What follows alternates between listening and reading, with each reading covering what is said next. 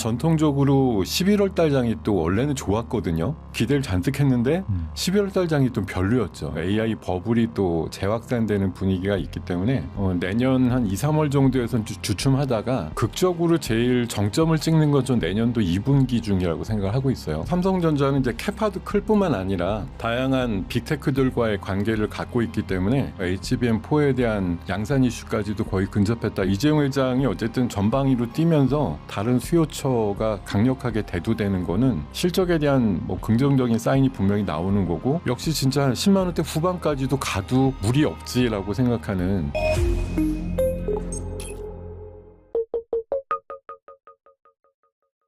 주식, 암호화폐, ETF까지 원픽 리포트. 김동엽 대표님 모셨습니다. 안녕하세요. 네, 안녕하십니까. 네, 또 대표님 모시고 또 국내 증시 투자 아이디어 살펴볼 텐데, 이 코스피 지수가 한 4,000까지는 파죽지세로 잘 올라왔습니다. 그리고 네. 지난주 같은 경우에도 한 4,100선을 회복하면서 거의 한 4,200을 바라보면서 마감을 했는데, 또 최근에 이 반도체 쪽도 노이즈가 발생을 하면서 또 금일시장 같은 경우에도 하락을 했습니다. 환율 같은 경우에도 이게 거의 한 1,470원대에서 고착화되는 것 같고, 뭐 그러다 보니까 정부에서는 또 전략적 해지 기간 또 늘린다, 이런 얘기가 나오고 있는데, 근데 뭐 한때는 뭐 3조 왕이다 유사하다라고 해서 내년 뭐 코스피 증권사들의 전망을 보면은 거의 한 5천은 가지 않겠나, 이런 컨센서스이기도 하잖아요. 네. 아무튼 좀 복잡한데 뭐 연말 연초 증시 어떻게 보시는지 궁금하네요. 네. 원래 9월달, 10월달에 대한 이제 뭐 전통적인 전망치가 별로 좋지 않았거든요. 근데 시장이 그때 굉장히 많이 올랐어요. 9월달, 10월달이 오르면서 4,200선까지도 도달이 되면서 강했기 때문에 전통적으로 11월달 장이 또 원래는 좋았거든요. 그동안은. 그래서 기대를 잔뜩 했는데 11월달 장이 좀 별로였죠. 그러니까 맞아요. 올해도 보면 이게 뉴노멀이라고 얘기하는 것 같은데, 잔뜩 좋다라고 얘기하는 그 구간에는 좋지 않고 또 별로라고 생각했던 구간에는 생각보다 터지고, 이런 장들의 연속이 됐습니다. 어쨌든 평균을 내보면 공교롭게 4월달 초 이후에 우리 장은 거의 뭐 한 80% 정도 코스피 기준으로 오르면서 OECD 국가 중에서는 뭐 최상위권의 상승률을 보인 게 사실인데요. 욕심이 생기죠. 연말까지 어느 정도 매듭을 졌고, 내년도는 어쨌든 GDP 기준으로 봐도 최근에 뭐 ADB라든가 유수의 그 글로벌 IB라든가 추측하는 게 올해보다는 높습니다. 올해는 우리나라 성장률이 한 0.9 정도 보고 있는데, 내년도는 조금 전망치가 올라가서 한 1.7 정도 보고 있습니다. 근데 이게 사실 굉장히 그 옛날에 우리가 비교하는 3조 호황과는 다른 게, 그때 뭐 한 70년대 후반이나 80년대 초반 요럴 때는 우리나라 성장률이 10%대가 뭐 중반 정도까지도 나왔던 때이기 때문에, 그런 성장을 기반으로 해서 쫙 좀 3조 호황의 어떤 호재를 맞닥뜨려 가지고 오를 때랑은 조금 분위기는 다르다, 이렇게 생각이 들고요.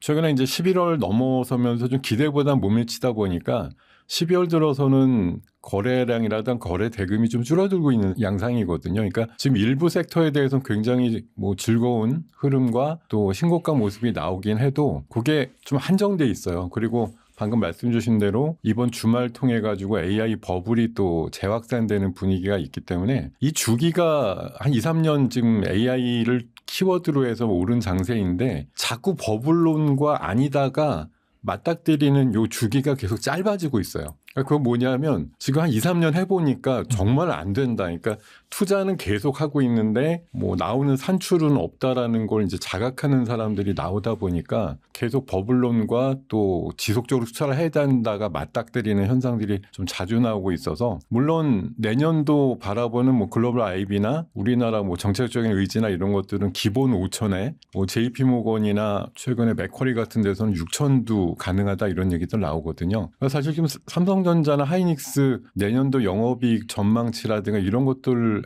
통해서 역산을 해보면 뭐 가능도 해보이는 수치긴 해요. 정확하게 보면. 근데 아직은 뭐 연말 연초를 끼고서는 방금 말씀 주신 대로 환율의 어떤 불확실성이라든가 또 미국 연준에서 뭐 3번 연속으로 금리 내리긴 했어도 내년도에 대해서는 굉장히 보수적인 입장을 또 한번 견지를 해주는 입장도 있기 때문에 금리가 마구잡이로 내려가지 않는다고 보면 유동성 장세도 제한이 된다 이렇게 생각을 해보면 어쨌든 기대감은 뭔가 터지겠지, 뭔가 해주겠지라는 건 있지만 막상 이걸 우리가 선도적으로 끌고 나간다 이런 입장은 아닌 것 같아요. 저는 연말까지는 그래도 전고점 수준 정도 회복하는 그러니까 코스피 기준으로 4,200선 내외 정도에서 마감이 될 것 같고요.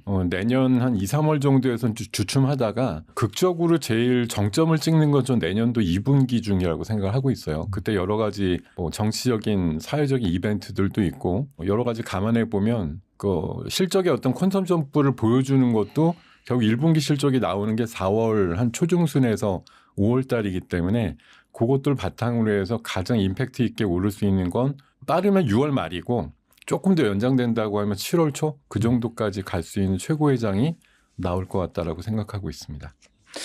지금의 약간 주춤거리는 거는 뭐 한 내년 초라든지 내년 1분기 정도 되면 어느 정도 해소될 수 있는 가능성도 좀 있겠네요. 그러면. 그러니까 지금 주말 사이에 사실 3주 전에는 우리가 엔비디아의 좋은 실적 가지고서도 뭐 미국에서는 어쨌든 이게 또 버블의 또 이유야 이렇게 얘기를 하면서 며칠 또 장이 짓눌렸다가 젠순왕 CEO가 엄청나게 이제 뛰어다니면서 우리는 전혀 끄떡없다 AI 버블 절대 아니다 이렇게 얘기하면서 이제 그런 부분이 좀 해소되면서 네. 또 이제 중국에 대한 뭐 H200 수출권 이런 걸로 해서 엔비디아 자체는 좀 다시 리바운드가 나오는 상황인데 오라클이라든가 브로드컴 같이 그러니까 칩들을 이용해서 뭔가 하는 애들은 이게 지금 답이 아직 잘 안 나오고 있다 보니까 실적이 나와도 AI 쪽으로의 마진이 되게 박하게 나온다든가 이런 부분들을 CEO가 실토를 하는 순간 이게 주가가 그냥 박살나버리는 그런 상황들이 나오는데 어쨌든 제가 봐선 그런 뭐 무게중심이나 이런 걸 봤을 때 엔비디아로 촉발된 AI 버블도 극복이 됐다고 하면 오라클이나 브로드컴도 물론 노이즈 이슈는 있지만 그 크기는 상대적으로 적다. 그리고 사람들이 갖고 있는 가장 지혜로운 능력 중에 하나가 저는 학습 효과라고 있거든요. 그래서 지난번에 저 정도 급도 견뎌냈는데 이게 이번 버블이 터지는 거냐 이런 거에 대해서는 저는 뭐 아니라고 단호하게 말씀을 드리고 싶고요. 뭐 얘기 드리다 보니까 갑자기 생각이 나는데 지금 AI가 버블이냐 아니냐 가지고 자꾸 사실 논쟁들이 많잖아요. 저는 저한테 누군가 이거 지금 상황을 어떻게 생각해라고 얘기하면 저는 무조건 버블이라고 생각을 하는데 터지지 않는 버블인 거죠. 그러니까 아직은 버블이 더 쌓일 것이다. 그렇게 보시는 거예요. 버블이 더 커질 네. 수 있는 가능성이 있기 때문에 이번 판에 누군가 콕콕 찔러가지고 바늘로 약간 바람을 빼는 분위기도 있지만 누군가는 그걸 또 뭐 접착을 한다든가 도포를 해가지고 구멍을 메꾸고 또 바람을 집어넣어도 더 커질 수 있는 분위기가 여전히 남아있다고 생각하는 것인데 어떤 분들은 지금 이게 버블이 아니다라고 자꾸 주장을 하시는데 저는 그 맥주라든가 콜라 같은 거에 이제 컵에다가 따르면 거품이 나오는 거랑 완전히 따르고서 한참 있으면 이제 거품이 사라지는 상태. 어떤 게 맛이 있을까 생각해 보면 우리가 사실 모든 투자가나 이런 분들은 다 거품을 추구한다고요. 맛있으니까 그쪽에. 근데도 자꾸 버블에 대해서 걱정들 하고 그러시는데 물론 이제 엄청나게 빨리 따르면 거품밖에 없죠. 내용물은 요만큼이고 거품이 한 7, 80% 차지하는 그런 경우도 있는데 그런 정도의 상황은 아니다라고 생각하는 거고 내용물 한 70%에 20, 30% 정도의 거품이 쌓여 있는 정도 이건 뭐 건강한 거품, 맛있는 거품 이렇게 지금 가보는 게 맞는 것 같고 아직까지 거품으로 인해서 잔이 넘쳐날 정도의 상황은 아니다라고 판단드리고 싶습니다. 이번에 반도체 얘기 좀 해보겠는데 네. 구글이 또 TPU를 발표한 이후에 삼성전자에 대한 시장의 관심이 높아졌는데 네. 삼성전자는 주요 빅테크들의 핵심 메모리 공급사로 자리하고 있지만은 HBM 수요 확대뿐만 아니라 AI용 TPU와 각종 ASIC 칩 생산 과정에서도 이 메모리 수요가 늘면서 삼성이 뭐 수혜를 입을 것이다라는 의견이 많은 것 같습니다. 어떻게 보시나요? 네, 뭐 엔비디아 쪽으로만 주구장창 선을 대고 있는 건 아니고요. 뭐 매출단의 어떤 집적도나 그 방향성으로 보면 하이닉스가 많이 연계가 돼 있는 거고 참 상대적으로 삼성전자는 이제 캐파도 클 뿐만 아니라 다양한 빅테크들과의 관계를 갖고 있기 때문에 뭐 어떻게 보면 상대적으로 하이닉스보다는 좀 선택의 폭이 넓다라고 볼 수가 있고 엔비디아도 이번에 열심히 뚫어서 뭐 HBM4에 대한 양산 이슈까지도 거의 근접했다 이런 얘기들이 나오고 있습니다만 뭐 구글이라든가 또 지난 주말에 보니까 AMD와의 또 연합 이런 것들도 뭐 추구가 되고 있는 것들을 보면은 네. 뭐 이재용 회장이 어쨌든 전방위로 뛰면서 뭐 어디든 터지면 된다라는 생각으로 여기저기 약간 문어발식 네트워크 확장을 좀 꾀하고 있는 거라고 생각이 들고요. 여러 업체들이 지금 구글의 뭐 TPU라든가 이런 것들이 뭐 엔비디아 GPU를 필적한다 이런 식으로 이제 시장에서는 막 경쟁을 붙이는 건데 사실 내적으로 그걸 비교해 보면 서로 쓰임새도 다르고 이게 외연 쪽으로 확장이 있느냐 아니냐에 있어서 좀 차이가 많이 나기 때문에 제가 봐선 이거는 경쟁의 구도기보다는 약간 상호 보완적인 개념이 더 크다고 생각하거든요. 그러니까 구글은 사실 구글용으로 쓰려고 만든 칩에 가깝고 이걸 다른 업체들이 다 쓸 수 있는 범용 칩이라고 보기가 좀 어려운 부분도 있어서 확장성에 있어서는 약간의 좀 제한이 있다라고 보는 거고 역시 범용 칩으로 봤을 때는 뭐 엔비디아 GPU의 위상을 당장 깰 수 있는 대안은 없다라고 생각을 해요. 그래서 엔비디아는 엔비디아대로 뭐 갑이지만 계속 의뢰 입장으로 하이닉스한테 거의 목매고 있었는데 다양한 뭐 거래처라든가 납품처가 생기는 건 일단 뭐 가격 경쟁력이 생기는 차원에서 일단 긍정적이라고 생각하는 거고 또 그런 차원에서 삼성도 기회 요인을 얻게 되는 거고 또 다양하게 구글이라든가 AMD 같은 거래처를 확보하고 있는 삼성 입장에서는 여기저기 뭐 불러만 달라. 이번에 사실 파운드리 같은 게 최근 마켓시어 관련돼서 발표난 거 보면 뭐 삼성이 사실 엄청나게 노력하는데도 뭐 이번에 TSMC가 70%가 넘었다 그래요. 맞아요. 시장 점유율이. 네. 그러니까 몇 년 동안 계속 극복을 해서 한 2030년 정도 되면 넘어서겠다 이렇게 얘기하는데 아직도 그 간극이 지금 좁혀진다기보다는 아주 미세하게 계속 벌어지고 있는 상황이라서 뭐 아주 좋다고 표현드리기는 어렵지만 어쨌든 삼성 입장에서는 이번에 뭐 HBM의 퀄테스트 통과라든가 이런 것들 기반으로 해서 다른 수요처가 강력하게 대두되는 거는 실적에 대한 뭐 긍정적인 사인이 분명히 나오는 거고 지금 우리가 국내 증권사 컨센서스 기준으로 보면은 내년도 삼성전자에 대한 영업이익 전망치가 한 70조 정도 내외로 일단 추산이 되는데요. 지금 일부 업체들이나 이런 데서 전망하기로는 뭐 거의 한 100조 이상을 보는 상황이거든요. 그러니까 네. 그런 것들을 대입해 보면 이게 이제 업황만 좋으면 다는 아니고 주가에 이제 반영이 되어야 되는 것인데 최근에 이제 하이닉스 같은 경우도 뭐 정 안 되니까 자사주를 ADR로 발행해서 뭐 미국에다 발행 성공하면 마이크론급 그러니까 그거 마이크론급으로 인정받는다는 얘기는 지금보다 주가가 한 2배쯤 올라야 된다는 100만 원 얘기거든요. 넘어간다는 얘기죠, 사실. 그렇죠. 네. 그렇게 보면 삼성전자도 역시 진짜 10만 원대 후반까지도 가도 무리 없지라고 생각하는 그런 걸로 좀 얘기가 되지 않을까 생각을 합니다. 그런 그림을 조심스럽게 그려봐도 뭐 크게 문제는 아니다. 뭐 그렇게 볼 수가 있겠네요. 이게 솔직히 우리 뭐 일반 투자가님들한테 그거를 우리가 먼저 이런 걸 알고 뭐 다른 분들은 뭐 외국인이나 기관은 모르니까 우리만 알고 막 사야 돼요 이렇게 얘기 드리거나 우리가 선도에 나서야 되면 이렇게 얘기 드리는 건 조금 어폐가 있죠. 뭐 사실 기관이나 외국인들이 그런 전망치나 이런 것들에 대한 지식 아니면 정보가 훨씬 빠를 텐데 그럼에도 불구하고 최근에는 사실 삼성전자 하이닉스에 대한 뭐 과감한 매수라고 보기에는 조금 애매한 그런 정도의 수급으로 좀 일변하고 있어가지고 뭐 좋은 얘기는 엄청나게 나오는데 왜 안 땡기지 이제 이런 좀 궁금증이 나오는 상황이거든요. 근데 이런 부분이 여러 가지 지금 뭐 환율 이슈도 있고 또 연말 연초에서 아직 AI가 이제 뭐 좀 도전을 받고 있는 부분도 있기 때문에 조금 조심하지만 이게 좀 확신으로 바뀌는 순간 아마 대량 수급이 메이저 쪽으로 강하게 들어올 확률이 있다고 저는 생각하고 있습니다.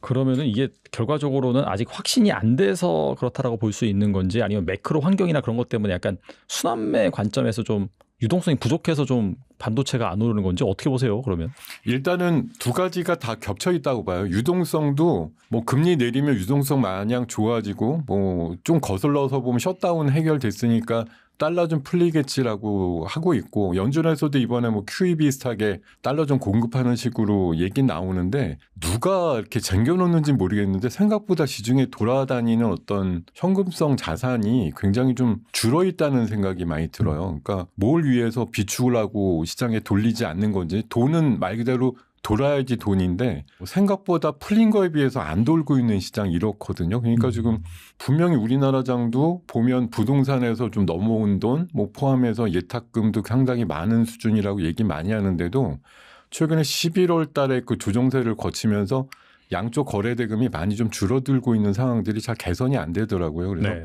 이게 약간 계절적인 요인도 있는 것 같고 뭐 연말 연시니까 이제 뭐 메이저 수급들 운용하는 펀드 매니저들 입장에서도 이제 거의 휴가 시즌에 가깝기도 하고 파장 분위기 이런 것들도 좀 있어서 오히려 연초가 좀 지난 다음에 새로운 수급들의 어떤 개선이나 이런 것들이 일어날 가능성이 높지 않나 그렇게 생각하고 있습니다. 그리고 이 LG 에너지 솔루션이 이 벤츠와 2조 원 규모의 전기차 배터리 계약을 또 체결을 했습니다. 벤츠 네. 유럽 향유 모델에 책될 때 배터리를 공급하는 계약인데 이것 때문에 이 2차 전지 주식들이 불을 또 한동안 뽑았었죠. 드디어 2년간의 하락세를 끝내고 의미 있는 반등이 시작된 거라고 볼 수 있을까요? 뭐 사실 약 3년 전 여름에 뭐 에코프로 시리즈들의 어떤 극상의 어떤 상황들 이후에 거의 한 3년 가까운 조정이 좀 크게 진짜 보통 아니게 내려온 거죠. 엄청 고점에서 빠졌죠, 그때. 네. 한 7, 80%씩 빠지고 막 이렇게 내려왔으니까 상당히 큰 거였고 특히 이제 이번 겨울 말고 작년 겨울에 이제 그 전기차 캐즘 이것까지 도지면서 이제 한 번 더 가혹한 업황들을 좀 맞이했다고 보는데요. 뭐 그 사이에 어쨌든 배터리 기술이라든가 이제 뭐 그 사이클의 변화라든가 이런 것들이 있었고 최근에는 이제 활로를 찾고 있는 게 이런 뭐 LG 중심의 어떤 배터리 계약도 있고 또 테슬라 향으로 LG라든가 삼성향의 뭐 ESS 같은 대규모 계약이라든가 이런 것들 나오면서 일단 조금 우회 경로를 찾는 거죠.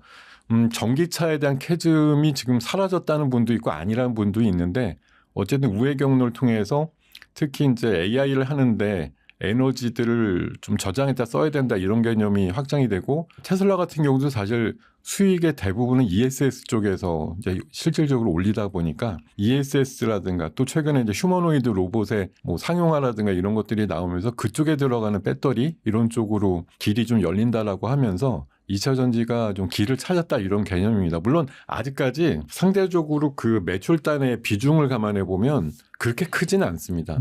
예, 2차 전지 쪽의 자동차 부분이 저는 아직도 한 7, 80%는 차지하고 있고 ESS 로봇 다 합쳐야 한 20, 30% 수준이긴 한데 그 믹스가 이제 조금 더 확장이 이쪽으로 더 커질 거라고 생각하는 거고 해가 가면 갈수록 그런 부분들이 좀 반영이 된다고 하면 전기차가 다소 좀 덜 팔리더라도 2차 전지를 쓸 수 있는 사용처가 좀 확장된다는 측면으로 업황을 이해하시면 좋을 것 같고요. 저는 물론 이제 이번에 그 턴어라운드 되는 일부 소재 기업들이나 이런 것도 있습니다만 전반적으로 진짜 한 2, 3년 전, 3, 4년 전에 그 실적 좀 좋았던 때만큼의 실적이 나오려면 아직도 빠르면 한 1년에서 한 2년 정도는 있어야 된다고 얘기를 하거든요. 근데 뭐 주가라는 건 사실 완전하게 숫자를 다 보여준 다음에 올라가는 건 아니니까요. 네네.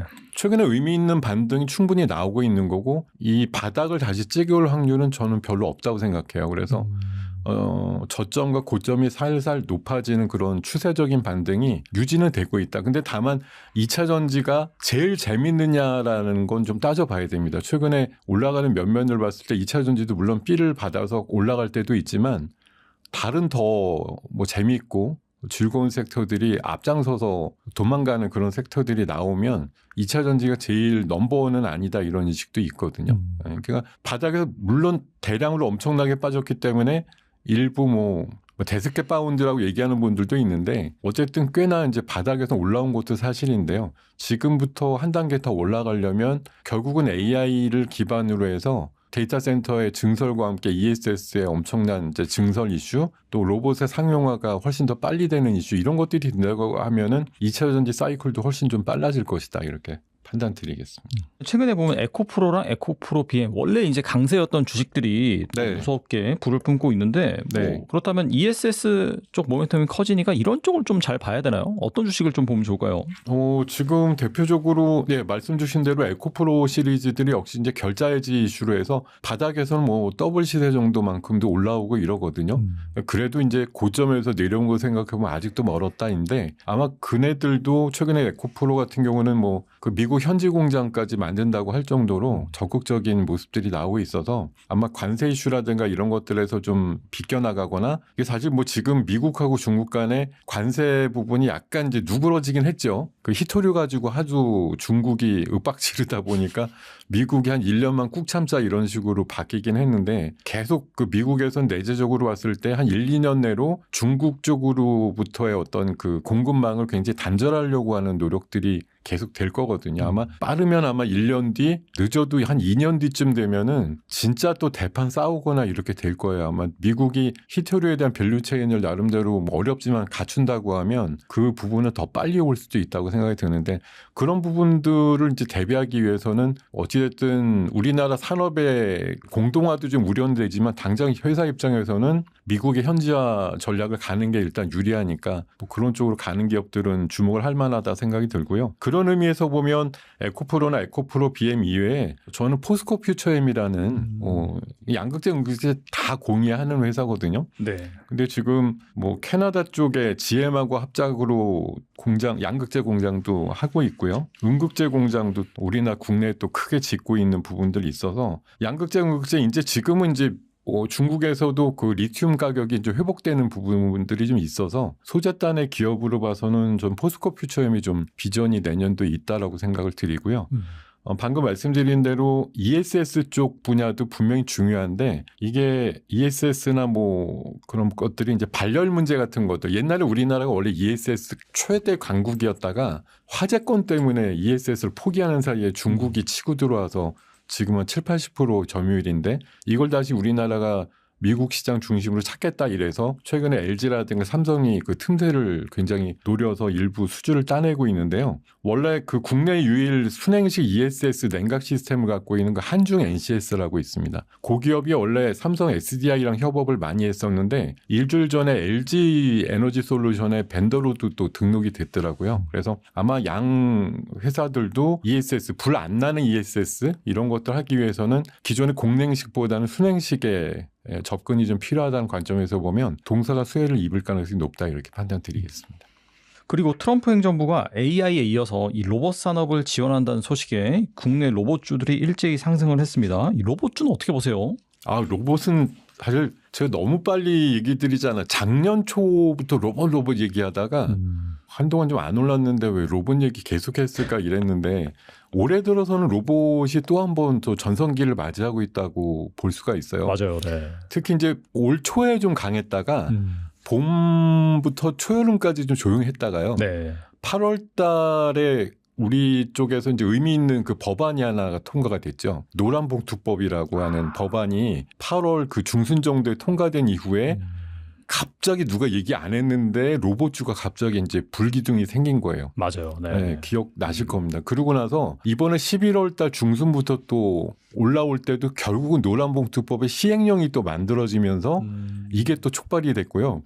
이게 완성으로 본다 그러면 이게 유예기간이 6개월인가 있고 나서 그 진짜 법이 시행되는 건 내년 3월부터거든요. 그러니까 그 무렵쯤에 한번 완성형의 시세가 또 나오지 않을까 전 그렇게 생각을 드리고요. 뭐 방금 질문 주신 대로 트럼프 정부가 중국과 이제 열의에 있는 부분들은 뭐든지 우리가 먼저 앞서 나가야 돼 이제 이런 식으로 막 우격다짐으로 뭐 지원을 해준다 이러지 않습니까? 산업용 로봇이 제가 알기로 23년도 기준으로 중국에 160만 대 정도가 있다는데 미국은 그거 4분의 1밖에 없대요. 그래서 이제 뭐 그런 사정을 알게 되니까 또 트럼프가 행정명령을 통해서라도 로봇에 이제 거대 지원을 해서 빨리 따라잡자라고 얘기를 하는 것 같고요. 어쨌든 우리 입장에서도 사실 우리 최근에 조금 살아난다고 하지만 출산율의 문제 또 뭐 최저임금의 이제 인상 문제 이런 것들과 함께 노동력 부족과 또 비용의 어떤 과다 지출 이런 것들 좀 막을 수 있는 부분들로 사용자 측에서 뭐 대안은 사실 로봇을 어떻게든 이용하는 거 이렇게 여러 가지 사회적인 어떤 요구라든가 이런 것들이 맞닥뜨리면서 로봇에 대한 관점들이 많이 좀 부각이 된 게 사실이고요. 또 우리나라도 원래 잘 아시겠지만 산업용 로봇 기준으로 보면 뭐 전 세계 어느 나라보다도 인구당 그 깔려 있는 산업용 로봇의 비율이 제일 높은 나라예요. 예, 우리나라 진짜 되게 높습니다. 2등이 싱가포르 정도 되는데 거기보다도 훨씬 월등하게 산업용 로봇은 진짜 많이 쓰고 있는 게 우리나라입니다. 이게 옛날부터 진짜 그런 거 많이 썼고 그래도 뭐 최근에 로봇으로 1등주는 아니지만 웬만큼 뭐 소부장과 관련된 밸류체인도 많이 좀 성립이 돼 있는 나라라고 얘기를 하거든요. 그래서 이번에 공교롭게 저는 이게 맞다서 생각을 해보면 엔비디아 이번에 그 경주 회담 앞두고 엔비디아가 이제 GPU를 26만 장 우리나라에 이제 공급한다. 이런 이슈가 있었는데 공교롭게 그 5만 장, 6만 장씩 받는 4개 우리 대기업 집단이 있죠. 삼성하고 SK가 있고 현대차가 있고 네이버 이렇게 있습니다. 그리고 나머지 그 5분의 1, 이 5만 장은 이제 정부 차원에서 받는 네이버만 6만 장이라 이제 합치면 26만 장인데 그네들 치고 지금 로봇을 신사업의 최대 뭐 이슈로 해서 정하지 않은 그룹이 없거든요. 근데 지금 제가 보기에는 한 2년 전쯤에 이제 레인보우 로봇을 삼성에서 인수하면서 사실 로봇주가 새롭게 이제 부각이 되기 시작해서 네. 그해 하반기에 두산 로보틱스 상장하면서 또 한 번 이슈가 있었고요. 이번에 올봄과 여름 사이에는 LG 계열의 로보티즈라는 기업이 한 10배 가까이 오르면서 주도주가 됐었는데 맞아요. 네. 이번 11월 달 이후에 헤게모니는 저는 이렇게 계열별로 어떤 이동을 하는 걸로 보면 현대차 계열 로봇주들 중심으로 또 형성이 되는 부분도 있고 그래서 아마 이렇게 대기업 집단 그리고 작은 기업들이 뭐 날아다닌다 이런 게 아니고 해당 기업들의 주축 기업들 그러니까 꽤나 이제 조단위급 이상의 대형주들이 주도하는 그런 장세라고 하면 이거는 테마가 아니라 이제 산업적으로 봐야 되는 부분입니다. 여전히 보수적으로 보시는 분들 입장에서는 이제 분기마다 나오는 실적 보면 아직도 없는데 왜 가야 되는데 이렇게 주장하시는데 사실 지금 뭐 넓게 봐서 우주항공이라든가 이런 것들 이번 주 지난주 굉장히 센 흐름들이 나오는데 우주항공이 당장 뭐 누리호 날린다고 주가가 올라가는 건 아니거든요. 그렇죠. 그러니까 우리가 2032년도에 뭐 달 착륙선 정도 꿈꾸던지 아니면 뭐 미국의 화성 뭐 탐사 계획 이런 것들이 일부 좀 인볼브가 된다든가 내년도에 스페이스X의 상장 이슈 가지고 뭔가 좀 낙수 효과가 있을 법한 기업들이 많이 올라간 굉장히 먼 미래를 땡겨서도 쓸 수 있기 때문에 지금 로봇에 대해서는 뭐 굉장히 지금보단 먼 미래에 더 쓰임새가 많아질 건 분명하지만 과감하게 그 먼 미래를 지금 갖다 쓰는 용도로 할 수 있는 게 몇 안 되는데 로봇이 그 중에 하나인 것 같고 아마 주구장창 올라갈 것 같습니다. 제가 봐서. 지금의 약간 허상에 가까운 모습이라고 생각 드시겠지만 그럼에도 불구하고 미중 간의 로봇 대결 이슈도 있고 여기에서 이제 중국산을 배제하게 되면 여기 또 우리나라 밸류체인에 속하는 소부장 기업들이 굉장히 주목을 받을 가능성이 높다. 그리고 사회 국가적인 요인이 로봇을 필요로 한다. 이런 것들은 명제로 깔려 있기 때문에 로봇 부분이 많이 부상이 될 수밖에 없다고 생각하고 있습니다. 그럼 앞서서도 이제 현대차 밸류체인 이런 쪽으로 좀 흐름이 오고 있다라고 했는데 뭐 이런 네. 주식들 좀 그런 대기업 그룹사에 있는 좀 그런 중대형주 이런 쪽을 좀 주목하는 게 좋을까요?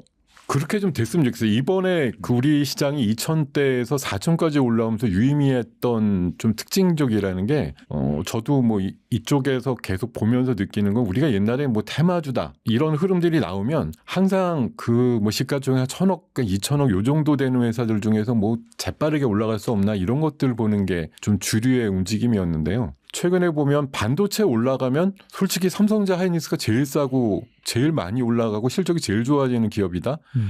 하이닉스가 사실 뭐 아시는 분 다 당연히 아시겠지만 2년 반 전에 6만 원이었거든요. 네, 근데 지금 60만 원 언저리까지 올라왔잖아요. 10배 네네. 오른 주식 솔직히 반도체 소부장에서 많지 않거든요. 많지 않죠.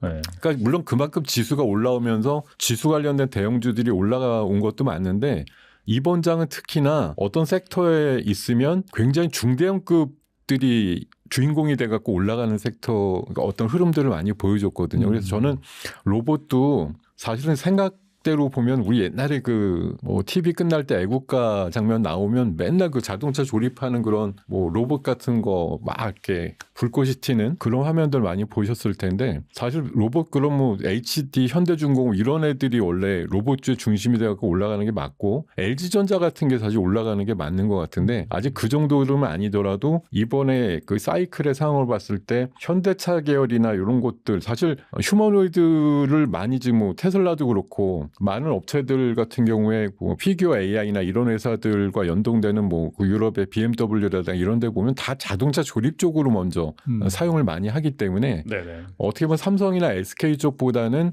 훨씬 더 휴머노이드 많이 쓸 수 있는 건 현대차 계열이라고 보고 또 아직 비상장이지만 걸출한 휴머노이드의 대표 기업이 있잖아요. 현대차 계열인 보스턴 다이내믹스라고. 그것들 끼고 내년도에 IPO 이슈까지 나온다고 보면 저는 당분간은 현대차 계열 쪽에서 봐야 되고 이번에 움직임도 큰데 잘 가네 이렇게 평가되는 기업이 대표적으로 저는 현대 오토에버랑 현대모비스 또 HL 만도 이 정도가 굉장히 잘 가더라고요. 생각보다. 덩치는 무겁고 되게 좀 무거워서 잘 안 갈 것 같은데 신고가 쉽게 나오는 그림들을 만들고 있어서 제가 봐선 로봇도 이제 단순한 섹터가 아니라 산업 쪽으로 커야 된다 이렇게 보면 그네들이 무게중심 잡아주는 장세가 나와야 되고 그런 흐름으로 다행히 흘러가고 있다고 생각하고 있습니다. 그리고 젠슨왕 엔비디아 CEO가 네. 6에서 7년 안에 SMR이 대거 등장할 것이다라고 예상을 하면서 이 원전주에 대한 관심이 다시 커지고 있습니다. 네. 국내 SMR 관련주도 부각을 받았는데 이 뭐 두산 에너빌리티와 한국전력 이 대표적인 뭐 장기 수혜주로 꼽히죠. 이 원전주는 어떻게 보시나요? 원전주는 먼저 결론부터 내면 시간이 가면 갈수록 더 좋아질 거라고 생각 들어요. 그러니까 우리 국내 에너지원의 그 에너지 믹스는 사실 좀 정권의 영향을 좀 많이 받죠. 어느 정권이 잡느냐에 따라서 첨예하게 뭐 원전 중심으로 간다, 신재생 중심이다 이렇게 딱 단언을 해서 좀 무자르듯이 잘라서 하는 경향이 있는데 다행히 이번 정부는 그 전보다는 조금 유연성이 좀 있다고 봅니다. 그러니까 해외 쪽으로 원전은 열심히 또 세일즈도 하는 반면에 네. 국내 원전을 얼마나 이제 확장시키고 뭐 짓고 이런 거에 있어서는 조금 또 스탠스가 약간 보수적이기도 하고 그래서 헷갈리긴 하는데 일단 글로벌 시장으로 봤을 때는 뭐 미국도 최근에 잘 아시지만 트럼프 대통령이 8개 정도의 대형 원전에 대한 빨리 지어라고 하는 행정명령을 또 한 번 내린 바도 있고요. 지금 뭐 베트남도 최근에 SMR 도입하겠다고 의회에서 결의한 바도 있습니다. 그리고 유럽에는 제가 알기로는 그 유럽 연합 국가들 중심으로 해서 지금 짓겠다고 하는 원전 숫자를 합치면 제가 알기로는 한 40기 가까이 되는 걸로 알고 있어요. 그리고 나중에 어떻게 될지 모르겠지만 지금 중국, 우리나라는 서해 바다 건너편이죠. 지금 새롭게 짓고 있는 원전만 한 10여 기 이상 되거든요.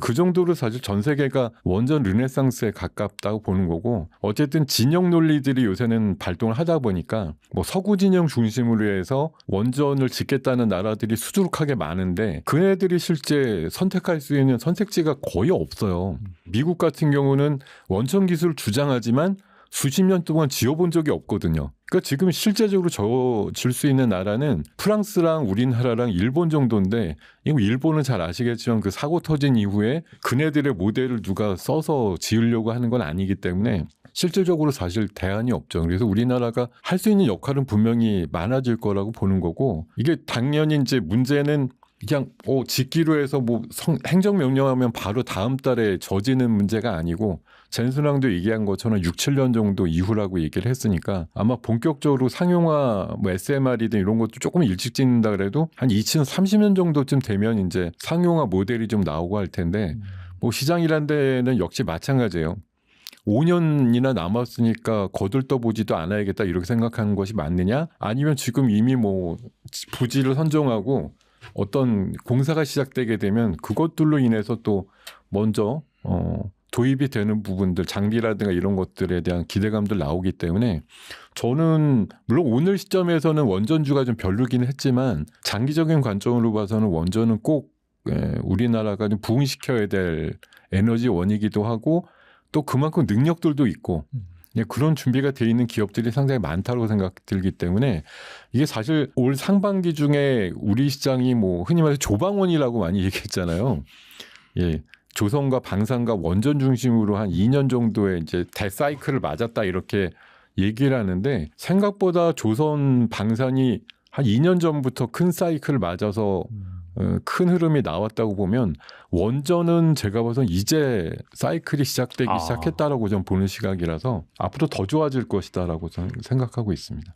그 원전주 하면 앞서 말씀드린 뭐 두산 에너빌리티, 한국전력 이런 대형주가 있는데 뭐 BHI 등 뭐 기자재 좀 작은 주식도 있잖아요. 네. 좀 어느 쪽을 주목하는 게 좋을까요? 최근에 흐름 좋은 건 당연히 두산 에너빌리티가 가스터빈도 하고 또 SMR 원전 뭐 골고루 다 하기 때문에 오히려 가격이 지금 한 7만 원대 정도 있는 게 다행이다 이런 생각입니다. 저는 뭐 장기적으로 보면 10만 원대 이상을 충분히 넘길 수 있는 기업이라고 대표적으로 생각을 하고요. 뭐 신고가 나는 건 BHI가 제일 빠른 형국이었는데 공교롭게 또 오늘 녹화 시점에서 한 10% 빠졌더라고요. 뭐 그렇지만 장기적인 관점에서 뭐 수주라든가 실적에 대한 미스는 전혀 없는 기업이라고 생각이 들기 때문에 눌림목이 나오면 역시 대응이 좀 가능하다 이런 차원이고 이 원전도 짓는 시장도 있지만 원전 해체 시장도 있습니다. 그래서 우진이라든가 우진 엔텍 같은 경우는 해체 시장 쪽으로도 이슈를 만드는 기업이고요.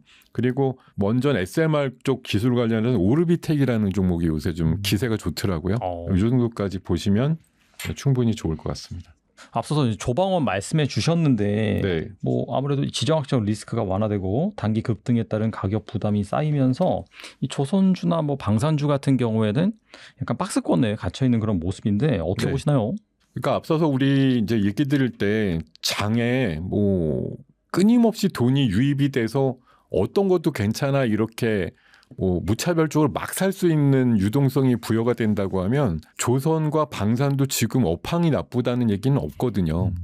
밀어 올릴 수 있어요. 네. 근데 이게 사실 되게 많은 돈들이 돌아다니는 시장인데도 불구하고 여전히 뭔가 부족해 이렇게 하다 보니까 더 재미있고 판타스틱한 업종과 섹터가 생기면 이쪽에서 팔고 저쪽으로 건너가는 성향들이 많은 거거든요. 아직도. 그러니까 이쪽을 보유하고 나머지 또 쟁겨돈 뭐 새 돈들이 계속 유입이 되면 저걸로 저쪽 사보지 이러면 되는데 그게 아니고 항상 비교를 해가지고 상대 우위적인 것들. 그러니까 지금 조선 방산에 대해서는 생각은 그렇습니다. 업황이 누가 후졌느냐 아니면 수주가 계속 떨어지느냐 안 들어오느냐 이거는 아님이라고 생각이 드는데 2년 전부터 시작돼서 뭐 그렇게 좋았던 그러니까 감정적으로 와, 이 업종들 대단한데 이렇게 생각했던 거에서 시간적인 흐름과 동시에 이게 좀 무뎌지는 거죠.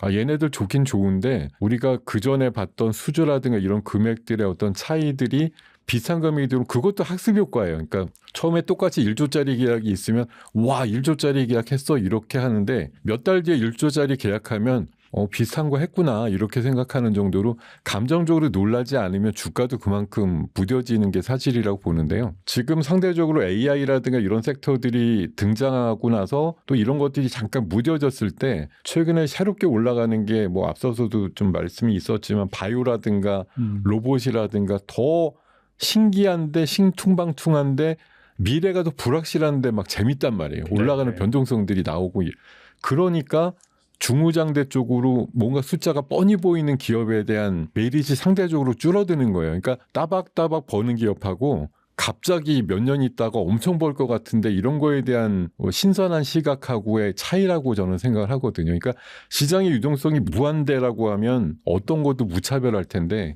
지금은 선별해서 들어가야 된다 이러다 보니까 커브가 이미 심하게 올라 있는 조선과 뭐 방산에 대해서는 최근에 이제 시류도 좀 그렇잖아요. 뭐 조선 이슈라고 하는 게 사실 어떻게 보면 뭐 최근에 미국이 좀 방해에서도 그런 부분이 있지만 그 환경과 관련해서 엔진 같은 거 이렇게 바꾸는 그 기한도 좀 연장이 됐다고 알고 있거든요. 그리고 우크라이나 전쟁도 언제 중단이 되거나 이제 종전이 될지 모르다 보니까 그런 이슈에서 방산이 조금은 좀 제약을 받는 부분이 있는 것 같거든요. 그러니까 조금 지루해지기 시작했는데 태클이 걸릴 수도 있으니까 이쪽을 조금 손을 놓다 보니까 고점에서 뭐 15에서 한 20% 정도 조정받았는데 지금 완전히 끝나는 건 아니에요. 다시 도래할 수 있는 시기가 올 텐데 그거는 지금 막 재미있다 그래갖고 한창 날아가는 섹터들이 또 언젠가는 정점을 맞이하고 이 재미가 닿을 수가 있잖아요. 그런 사이클에 이제 교차가 나오게 되면 아 이쪽이 역시 돈을 버는데 좀 저평가돼 있었네 이렇게 판단 드는 순간 다시 고개를 바짝 드는 상황이 나올 거라고 생각합니다. 방금 바이오도 말씀해 주셨잖아요. 네. 최근에 이제 코스닥 활성화 정책 기대감으로 이 네. 코스닥에 관심이 가다 보니까 자연스럽게 이제 제약 바이오 주식들도 뭐 반등을 하고 있는 상황인데 이 바이오주는 어떻게 보시나요? 바이오도 사실 뭐 제가 평소에 어떤 방송이고 나가면 바이오 물어보면 제일 괴로워합니다. 왜냐하면 바이오에 대해서는 제가 네. 전문 지식이 뭐 가뜩이나 더 없기 때문에 잘 모르겠다는데 바이오의 가장 매력은 아는 분이 잘 없다라는 게 사실 매력이거든요. 아, 이 뭐 시세라는 것도 다 마찬가지인데 모든 사람들이 어떤 기업이 어떤 거네라고 단언코 어떤 팩트를 다 얘기할 수 있는 순간 그 주가는 사실 의미가 없어지고 안 간다고 저는 생각하는데 뭔가 애매모호한데 뭔가 신비한 게 숨겨져 있는 것 같아. 근데 실체를 알 수 없어. 이럴 때 사실 주가가 제일 잘 가는데 그게 매력적으로 가장 돋보이는 게 사실 바이오주죠. 왜냐하면 평소에는 돈을 되게 못 벌고 돈만 들입다 붓고 있고 임상을 하는데 뭐 그 결과값이 우리한테 친절하게 과정마다 소개되는 것도 아니고 갑자기 반년이나 1년마다 실패했어요. 갑자기 이렇게 던져지기도 하고 네네. 임상값이 좋아요라고 얘기 나오기도 했다가 갑자기 어떤 경우에는 빅파마한테 뭐 몇 주짜리 기술 이전이 됐네요. 이렇게 발표하고 뚝뚝 떨어지니까 기대하지 않았던 흐름들을 자주 이제 던져주는 섹터가 바이오예요. 그래서 10년 전에 저도 바이오 가지고 꽤 고생을 했던 기억이 나서 뭐 많은 투자가님들이 바이오에 대해서는 인식은 별로 좋지는 않은데 최근에는 여러 가지 그 팬데믹을 겪으면서 저는 우리나라 기업들의 체력과 기술력이 많이 좋아졌다고 생각합니다. 이렇게 완성은 잘 안 됐지만 백신이라든가 치료제에 대한 연구라 이런 거 하면서 빨리빨리 뭐 할 수 있는 어떤 그런 노하우들이 좀 만들어졌다고 생각하고 그것들이 최근에 이제 신약 개발보다는 플랫폼 기업으로 많이 전환이 되면서 글로벌 파마들이 이제 빅파마들이 만든 어떤 약물이라든가 이런 것들을 제형의 변화로 이끄는 것들이 우리나라는 되게 좀 특화되어 있다고 보거든요. 그러니까 주사를 매일 맞을 걸 일주일 단위나 한 달, 석 달 단위로 맞는 식의 방법을 연구한다든가 아니면 경구용으로 바꾼다든가 이런 것 쪽에 좀 특화된 기술들이 많이 나오고 있고 그런 것도 이질감 없이 기술 이전 사례. 그러니까 작년도에 제가 알기로는 우리나라 기술 이전 총 금액이 13조였다 그래요. 근데 11월까지만 18조가 도달이 됐거든요. 그래서 50% 가까이 신장을 하면서 빅파마가 알아주는 우리나라 이제 손기술, 기술 이전과 관련된 어떤 공고한 어떤 네트워크가 좀 더 만들어졌다고 생각을 하는 거고요. 그런 의미로 또 하나까지는 이제 삼성바이오랑 셀트리온이 조 단위급의 매출을 만들 수 있는 회사로 성장됐다는 거. 그런 것들로 인해서 예전과는 좀 다른 진짜 완전 실체 하나도 없는 애들이 그냥 신약 개발합니다 가지고 금액만 땡겨갖고 한 5, 6년 잘 해먹고 나서 나중에 실패했어요 이러고서 나자빠지는 그런 사례들이 잘 안 나오는 상황들이 되다 보니까 이제는 약간 신뢰감들이 쌓이는 상태 이렇게 보입니다. 물론 아직 유동성 문제라든가 자금 문제 때문에 바이오 기업들이 쉽지는 않아요. 근데 그럴수록 이제 더 능력치가 있고 기술 이전 사례가 있으면서 파이프라인이 다양하게 있는 기업들의 한정에서는 훨씬 더 좀 매기가 세게 몰리는 상황들이 만들어질 거라고 생각하고 있습니다. 좋은 투자 아이디어 많이 말씀해 주셨는데 이 밖에 주목할 만한 투자 아이디어 주식이 있을까요? 네, 원래 뭐 바이오 쪽만 생각을 해봐도 최근에 이제 ABL 바이오가 한 3조 8천억짜리 기술 이전하면서 이제 퀀텀 점프가 됐고 최근에 뭐 주목을 제일 해야 되는 건 이 바이오도 마찬가지예요. 진짜 삼성 브랜드가 무섭긴 무섭더라고요. 한 달 정도 거래 정지 되고 나서 삼성 바이오가 이제 분할이 돼서 맞아요. 네. 삼성 바이오랑 삼성 에피스 홀딩스로 분할이 됐는데 삼성 바이오는 이제는 그냥 한마디로 과자 공장 가치로 바뀌었다고 보시면 돼요. 그 어떤 그 공식이라든가 약을 찍어내는 방식을 이제 주면 그거대로 그냥 대량으로 찍어내주는 능력이 특출한 거거든요. 공장들이 뭐 지금 4개인가 5개인가 돌아가고 있고 한두 개 정도 또 증설하면 거의 뭐 글로벌 탑급의 CDMO 기업이 되기 때문에 그냥 그건 진짜 숫자가 거의 뭐 증명이 되는 기업이다라고 보시면 되겠고 에피스는 이제 신약 중심으로 가게 되는데 삼성이란 브랜드가 괜히 있는 건 아니겠죠. 그래서 제가 봐선 지금 뭐 알테오존급이나 뭐 ABL이나 이런 급 이상으로 이제 시가총액도 만들면서 파이프라인도 한 10개쯤 갖고 있기 때문에 삼성의 기술력과 뭐 그 IT 기술을 기반으로 해서 좀 치고 나가는 신약 대표적인 기업이 될 것 같고 그게 최근에 30만 원대까지 내려갔다가 그 상장 그 분할 상장되고 오늘 아마 제가 알기로는 70만 원까지 올라온 걸로 알고 있는데요. 네. 그게 이제 1+1으로 나눠졌는데 결국은 1+1이 2가 아니라 지금은 한 2.5 정도 된 것 같은데 앞으로 3이 되고 4가 될 수 있는 가능성 충분히. 왜냐하면 그동안은 이게 장벽의 문제가 있었는데 왜냐하면 신약 개발된 노하우나 이게 공식을 봤는데 얘네들도 한 회사 안에 신약 개발도 하는 사업부가 있고 제조해 주는 데가 있고 이렇게 있어서 이게 장벽 분리가 안 된다는 거였는데 그것 때문에 이제 분리가 됐으니까 제조를 맡기는 쪽은 제조 맡기는 쪽에 오더를 많이 받을 수가 있고 신약은 또 나름대로 따로 또 충분히 나갈 수 있는 여지가 생겼다는 차원에서 보면 지금 요새 제일 강한 게 삼성 바이오 밸류체인 기업들 이런 것들이 되게 강한 모습이 대표적으로 에임드 바이오라든가 뭐 프로테이나라든가 인투셀 같은 그런 기업들이 앞으로 1, 2년 이내에 삼성 에피스홀딩스랑 좀 의미 있는 신약 개발과 관련된 이슈를 좀 만들어낼 가능성이 높다. 이런 차원으로 좀 봐주시면 좋을 것 같고요. 그거 외에도 뭐 투자할 만한 아이디어를 말씀드리면 저는 최근에 이제 뭐 AI랑 맞닿아서 뭐 대안이 될 수 있을지 모르겠지만 시장은 진짜 어떻게 보면 제가 바이오 로봇 얘기하면서 막연한 기대감이란 표현을 몇 번 좀 쓰곤 했는데 그걸로 봤을 때 가장 사실 막연한 기대감이 제일 최고봉이라고 생각하는 게 좀 우주항공이거든요. 이거 완전 뜬구름 잡기죠. 그럼 안드로메다로 가는 거니까 실제로. 예. 근데 이게 이제 전 세계로 봤을 때 그 국력과 기술력의 어떤 뭐 자랑과 척도가 되는 상황이기도 하고 역시 러시아, 중국, 미국 중심으로 이제 막 뭐 달 탐사 보내고 화성까지 보내고 뭐 그런 과정에서 옛날 SF형에 나올 듯이 뭐 화성에 이주화해서 사는 사람의 세계까지 우리가 볼지는 모르겠으나 최소한 달이나 화성에서 뭔가 필요한 광물 같은 것들 캐서 올 수 있는 정도 분위기까지는 나오지 않을까 싶고 우리나라도 얼마 전에 이제 뭐 누리호라든가 이렇게 해서 지속 발사하면서 2030년도 초반에는 달 착륙선까지 정도까지는 나온다고 하고 지난주에 대통령께서도 우주청 그 업무 보고 받는 자리에서 정부에서 책임을 질 테니까 매년 한 번씩은 계속 날려라 이렇게 얘기를 할 정도로 우주항공의 개척에 대해서 굉장히 밀어주는 분위기가 있었기 때문에 간밤에 미국 시장이 주말에 되게 많이 기술주가 빠졌는데도 네. 오늘 오늘장에서 우주항공주는 특별히 좀 좋았거든요. 좋은 흐름들 나오는데 역시 이거는 뭐 산출물이 바로 나온다 이런 건 아니더라도 그만큼 투자는 들어가니까 거기에 뭐 흔히 말해서 소부장급으로 있는 기업들한테는 투자가 들어가는 만큼 기여되는 뭐 매출이라든가 이런 것들이 일어나는 거죠. 그것도 정부에서 약간 개런티 해주면서 계속 쏴주고 이런 것들을 붐업을 시켜준다고 하면 저는 굉장히 좋은 관점이 될 것 같다는 생각 들고 내년도 스페이스X가 한 2,000조 가치로 지금 평가받으면서 상장하는 것도 스페이스X의 밸류체인에 있는 기업들은 이제 낙수 효과에 대한 기대감 충분히 있을 거라고 생각이 들고요. 그리고 이제 AI 쪽으로 해서 뭐 2, 3년 사실 전력 인프라를 많이 그 시장에서 주요 척도로 여겼는데 이번 하반기 들어서 가끔 이제 얘기 나오는 게 결국은 고도화된 통신하고 이게 이번에 이제 양자를 포함해서 보안 이슈가 상당히 좀 AI 시대에 취약하죠. 우리나라 뭐 삼통신사도 이번에 해킹 다 당했고 맞아요. 또 일부 게임사라든가 뭐 쿠팡 이슈도 있었던 것처럼 네. 물론 해킹이라고 얘기하기는 좀 애매한 부분도 있지만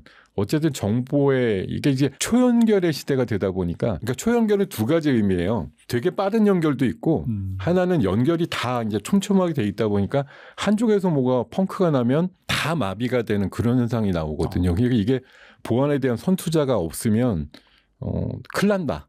대통령께서도 인식을 하잖아요. AI 3강국이 돼야 되는데 보안이 자꾸 터지면 안 된다 이렇게 얘기하는 것처럼 보안 이슈가 내년도엔 더 강화될 확률이 높다. 그렇게 좀 말씀을 드리고 흔히 말해서 섹터에 대해서 게임 체인저라는 말이 붙는 몇 가지가 있어요. 유리기판이 있고요.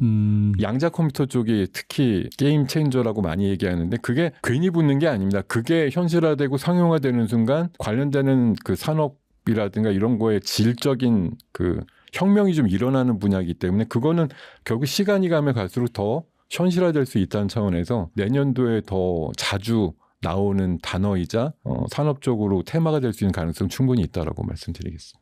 네, 오늘 좋은 말씀 많이 해주셨는데 끝으로 이 영상을 보시는 투자자분들을 위해서 한 말씀만 부탁드립니다.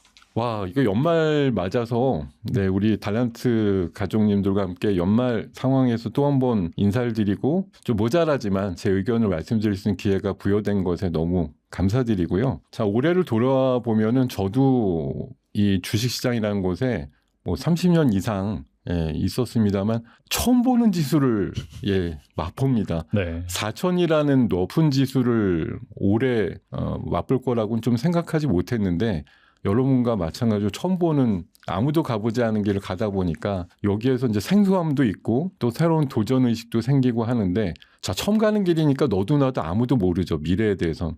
그래서 누군가 자신 있게 주장하는 사람들의 어떤 힘에 빌어서 시장이 개척되기도 하고 그러는 것 같은데요. 자 어쨌든 내년도에 대한 전망들 뭐 장밋빛으로 많이 나와 있습니다. 여러 가지 뭐 굴곡도 있고 노이즈도 있겠지만 어쨌든 한 포인트로 찍을 수 있는 가능성은 충분히 있다고 생각하고 그 정점의 상황까지 열심히 노력하시고 해서 계좌 살찌우는데 우리 채널이 좀 많이 도움이 됐으면 하는 생각이고요. 그리고 시장은 어쨌든 올랐다라는 건 개인적으로는 리스크가 더 커졌다고 생각하시는 게 맞아요. 산도 올라가면 올라갈수록 이제 정점에서 내려가는 것만 남았다고 보기 때문에 내년도에 아주 기분 좋게 5천을 찍든 정말 잘 가서 5천 후반대 6천을 찍는 상황이 되면 그때 너무 행복해 하시기보다는 엑시트에 대해서 냉정하게 방향을 알아보는 그런 상황들이 나왔으면 좋겠고 개인적으로는 내년도 2분기 말을 정점으로 하는 상고하저의 시장을 저는 개인적으로 생각하고 있어서 내년도 한 6월, 7월 달 정도에는 엑시트에 대해서 확실히 좀 준비를 하셔야 되는 그런 시기다. 그 전에 또 기회가 되면 자주 말씀을 드리도록 하겠습니다. 여러분 연말 연시 건강하게 잘 보내시기 바라겠습니다. 고맙습니다. 네. 거품은 맞지만은 아직 터질 시기는 또 아니다라고 말씀을 해주셨고 지금의 이 답답한 상황이 한 내년 초 정도에는 또 풀릴 가능성에 대해서 언급을 해주셨고 그다음에 어떤 섹터를 또 잘 봐야 되는지 어떤 투자 아이디어에 주목해야 되는지 또 말씀해 주셨습니다. 자 그런 것들 잘 귀담아 들으셔서 뭐 연말 연시에 또 이렇게 좋은 또 만남도 가지지만은 또 공부도 많이 하셔가지고 네. 내년 계좌를 잘 살찌우셨으면 좋겠습니다. 네, 내년에 또 다시 모시도록 하겠습니다. 네, 지금까지 김동혁 대표님 좋은 말씀 감사합니다. 네, 고맙습니다.